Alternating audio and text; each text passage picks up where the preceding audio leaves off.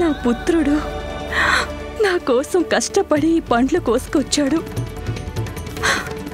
ఇప్పుడు ఎవరు నవ్విస్తారు నన్ను? అమ్మా, ఎవరు నా కోసం ఇలాంటి పండ్లు కోసుకుని వస్తారు? చూడండమ్మా, తల మారినా నేను ఆ పుత్రుడిని. మరి ఎందుకు బాధపడుతున్నారు మాత? నేను ఎప్పుడు కూడా తమరి పెదవులపై చిరునవ్వులు పూయిస్తాను. నేను అప్పుడు చేసిన పనులన్నీ ఇప్పుడు కూడా చేయగలనమ్మా. నేనెప్పుడు అమ్మ కోసం మళ్ళీ పళ్ళు కోసుకొస్తాను, అమ్మని ఆనందింపచేస్తాను.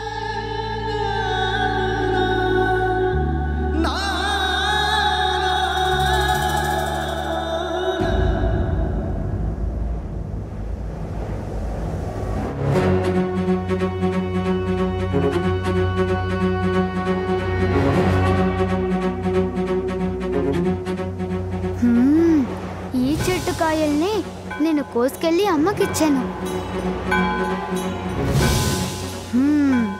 ఈ పండ్లని నేను తప్పకుండా కోసుకెళ్ళాలి. అమ్మ మళ్ళీ ఎంతో సంతోషిస్తుంది.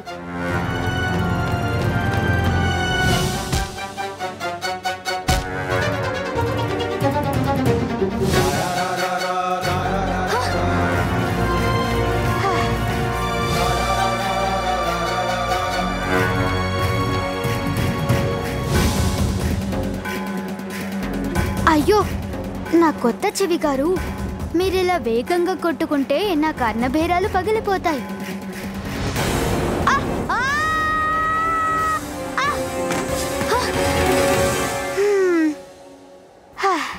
చూసారా చెవి గారు, మీ వల్ల నేను ఎలా కింద పడిపోయాను?